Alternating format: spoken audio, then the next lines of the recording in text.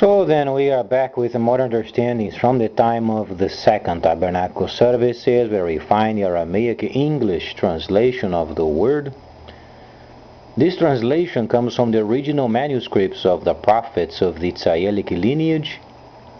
So then we can understand the time of the end. As per Yeshayahu the prophet, you find layers of understanding of the spring feast, the Aurum feast, and also the returning of the cities of the Hamashiach laid waste for many centuries. As we read it in Yeshayahu the prophet,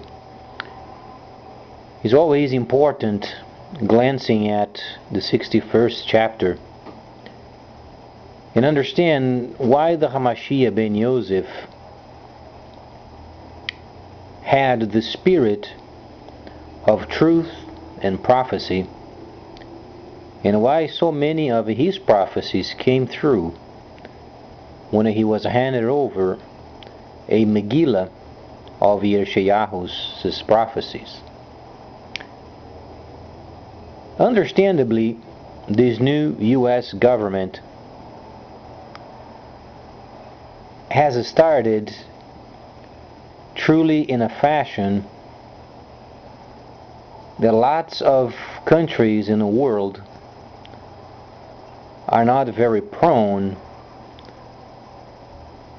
on behalf of this new movement of U.S. government. The news states that the new president wants more military presence in the Pacific or in the Asia-Pacific area. And truly this new movement is going to be our demise. Daniel the prophet gives us a very interesting point, principally in the second chapter of Daniel, where you find in King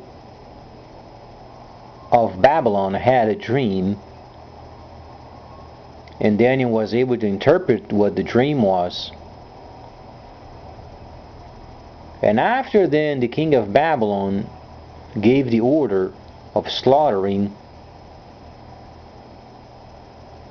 those people who were spiritual, and they should have given the answers regarding what the dream was, what it meant, and they couldn't, because they did not understand where it was coming from. But Daniel was able, and he saved the lives of many people during the time when the prophecy was revealed. Now then, the king, being a power-hungry person, decided to make a very big, huge statue of gold, thinking that he would eternalize his kingdom. Later on, he did understand,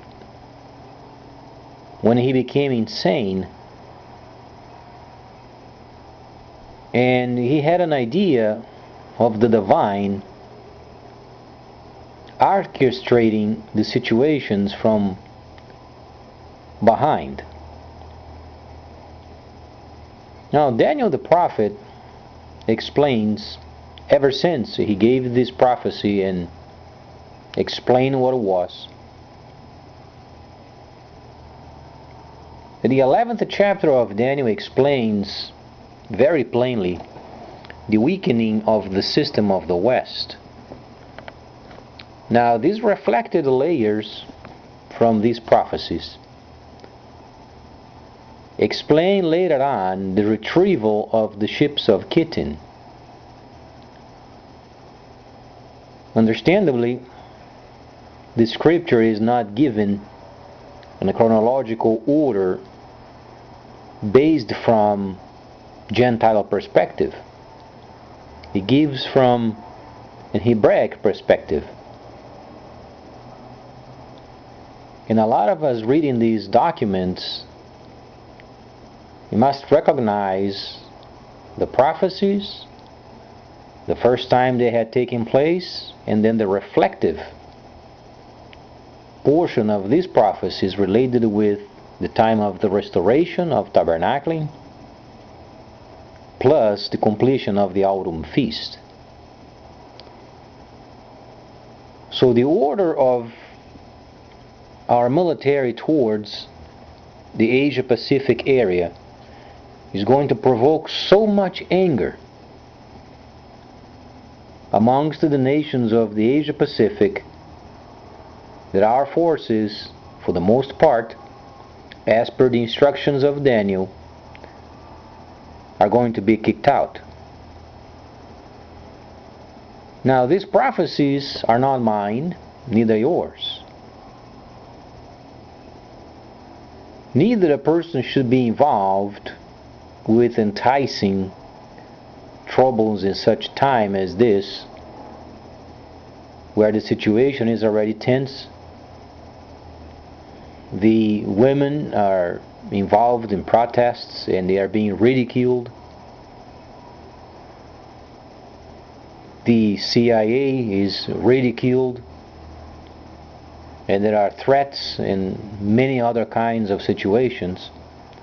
So the last thing that our country would want is an involvement with more enticement for confusion. And Daniel the prophet, he is given details of this specific layer that is unfolding before our very eyes. China has stated very plainly that they won't make any changes as far as their foreign policy. China has grown 6.7% last year. It was very huge.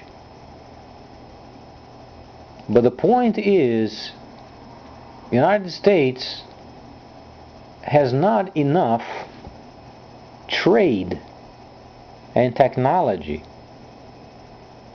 for such a bargaining power during this time where then the monetary system is becoming decentralized.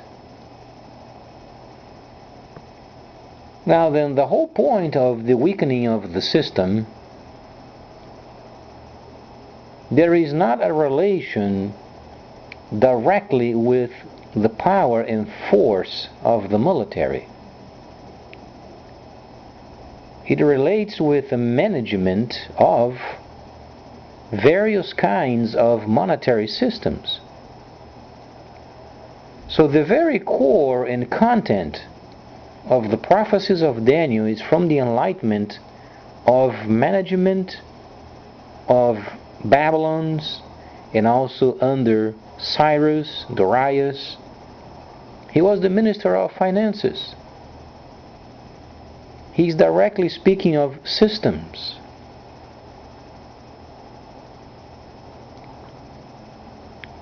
So then, Daniel is pointing the future of the Gentile kingdoms during the time of the restoration period.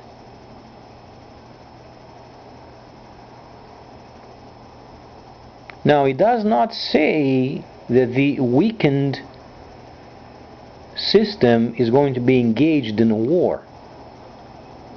From the 21st verse of the 11th chapter until you reach then the ships of Kittim,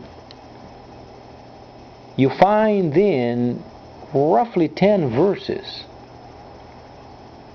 where then the weakened system is not engaged in a war with the kingdom of the east. There is absolutely no indication whatsoever.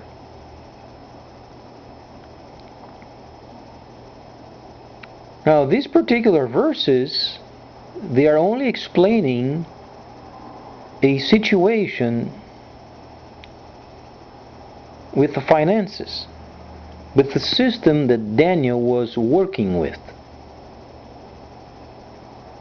and indicated because of these weakened system, then the military power from this weakened system, then obviously the power of waging, monitoring, and patrols becomes severely weakened. But not only this, the intent of the United States is bringing a military position where then this country wants, in a forceful fashion, impose certain laws that they can't anymore. Let's say for the moment the world wasn't involved with alternative monetary systems. Let's say each country would have its own banking system, central banking, they have their own money, and United States money would become then the worldwide used type of international exchange. This truly is a scenario that this government wants to impose. But there is a problem. We can't do this anymore because of the virtual systems decentralized. If we want to make some sort of worldwide international waters control in the Asia-Pacific area, we would have to have a mastering of each of those decentralized systems, flexible in our own government. And we don't have it.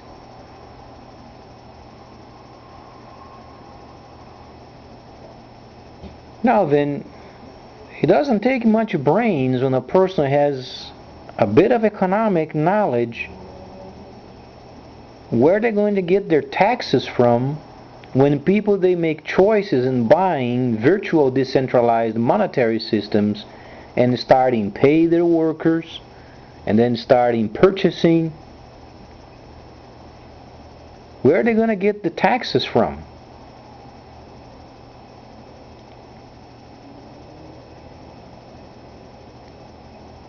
So the point is not sending the military in the Asia Pacific. The point is establishing servers in our country where we can pick up every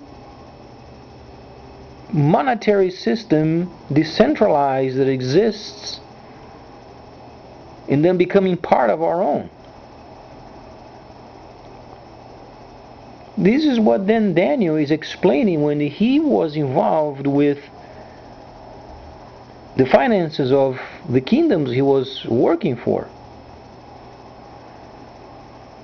Now Daniel has already established the kingdom of the north during this time of the restoration period is the Soviet Union. It's Russia. The kingdom of the east is China. That's the new factory of the world. The kingdom of the south is Africa. These are the main players of this period of the restoration. Now then, what can we expect from our country where then many nations are no longer purchasing the USD, but instead they are purchasing the Chinese money, purchasing alternative monetary systems. China has linked to every monetary system there is with their own banking. So they are prepared for it. Not only they dominate the trade in the world, but most importantly they have done what Daniel was explaining.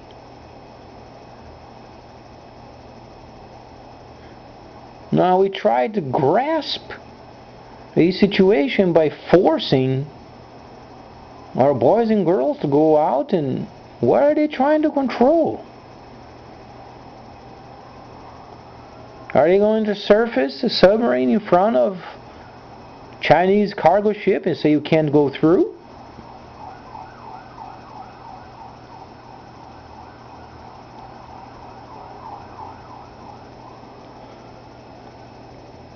So no person would want to take the power away from government. That's not the point. On the contrary, people of knowledge and understanding of the divine, they always want to contribute for harmony and understanding amongst the states, and then federal government and Federal Reserve. Everybody wants to become part of solutions.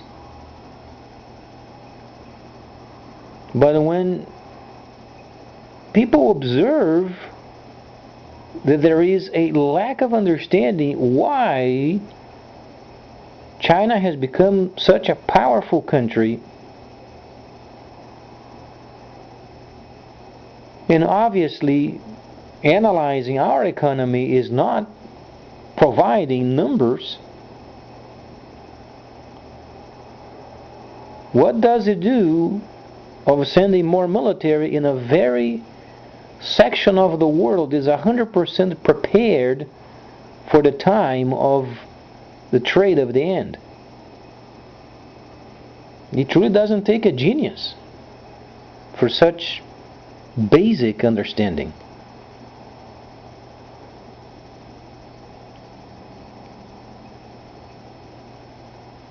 Now, increasing the military patrols in the Asia Pacific with the intent of forcing the nations of adopting our ways that were back then, it won't work. It won't work because our country has not yet mastered the gathering of these monetary systems, and has not come up with any sort of taxation.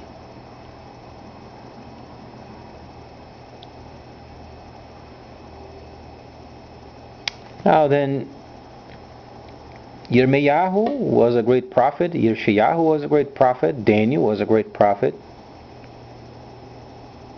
Amos.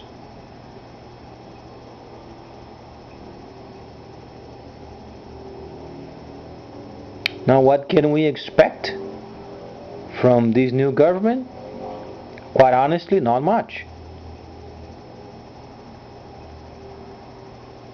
This government is going to provoke a lot of anger amongst the nations. That's the only outcome that we can observe from this starting point. Now, if we were in a position of our Federal Reserve engaged in computerized systems and exchanges and making available for every citizen of any choice of monetary system, and then making the proper exchanges and taxation and purchases and data from the freighters, if we had these said and done, then we would have a chance of bargaining with other countries. But we barely can understand our own system. There are thousands upon thousands of purchases using the USD, our own American money, and purchases are going unnoticed tax-wise. You can buy a lot of products online and don't pay a dime in taxes. And we are talking of a single monetary system very known to us. And we can't do this much. Can you imagine then the other 150 types of virtual monetary systems? Some of them are centralized, some of them are decentralized.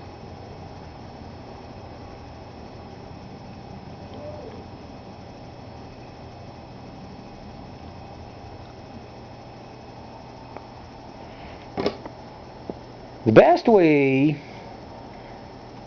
of making sure the prophecies are truthful is giving some time.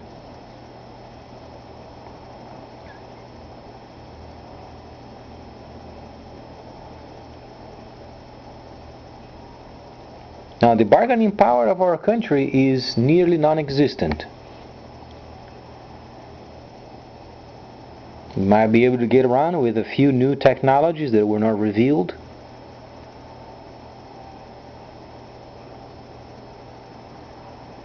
But the Asia Pacific is another kind of world. And there it comes. What was then our GDP last year? We don't have enough finances and bargaining power anymore to impose our ways anymore, mostly importantly in the Asia Pacific area. China has already stated it.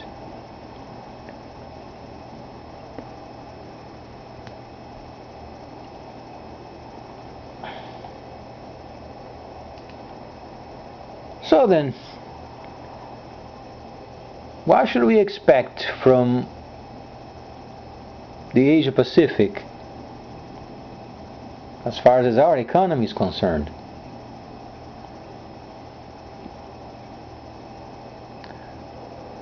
A few lines of the great newspaper from Great Britain,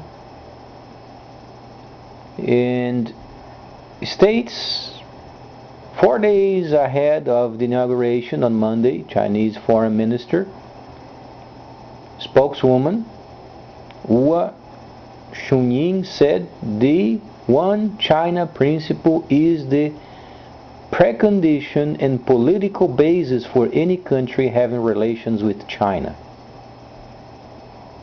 If anyone tries to damage the One China principle, or if they are under the perception they can use these as a bargaining chip, obviously China is going to become contrary of any advances as such. So there is no bargaining with the Chinese system.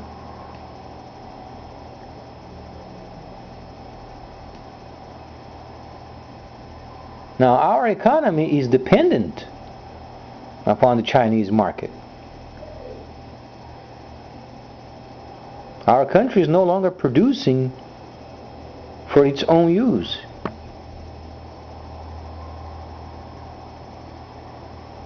Now, there is one thing: a person has a company and works in such a way, but when he's mixed with the politics, the dynamics are not the same.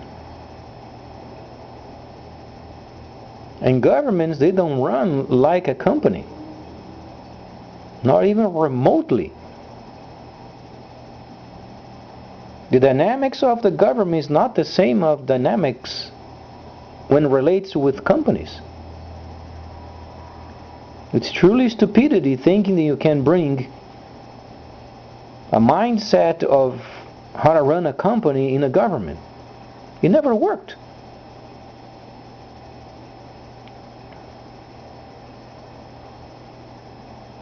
Daniel had the divine on his side, yet he had to put up with the king of Babylon building a huge gold statue, and everybody had to worship it. He nearly lost his life.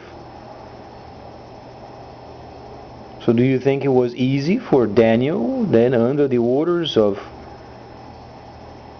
a penalty of death if he wouldn't do it? What do you think the people had to do?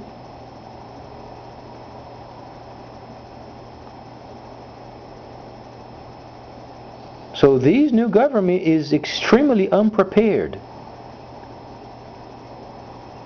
Dealings with government's dynamics. But again, only the time can say.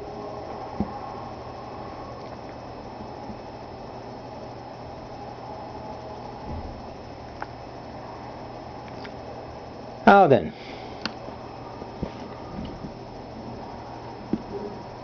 Daniel explains after the retrieval of these ships, then there is a relationship with the covenant. And now comes also the problem with the international countries that are in favor regarding then the West Bank. The Palestinians and their wishes and their portion of the land.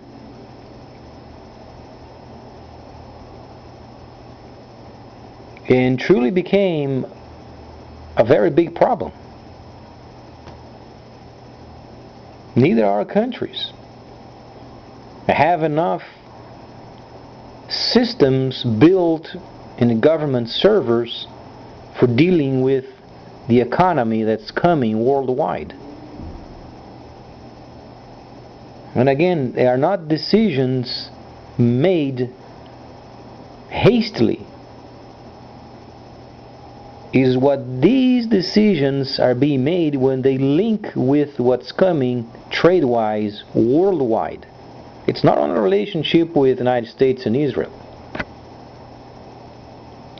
Back in old times, each country had its own centralized system. It was easier to manage those situations in an international way. But not anymore.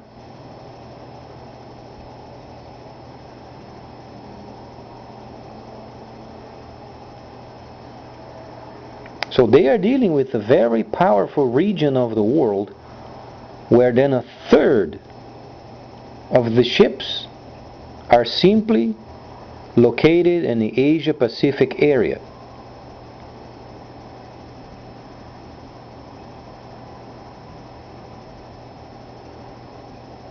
So then, always wishing the best for other situations. And when it relates with the government, only let's make sure we understand that a person that owns a company cannot run the government. So let's wait until other situations from the prophecies of Daniel and Yeshayahu and Yirmiyahu and Zechariah, so people can become more acquainted with the decisions made so many centuries ago. So please stay tuned, much more coming up.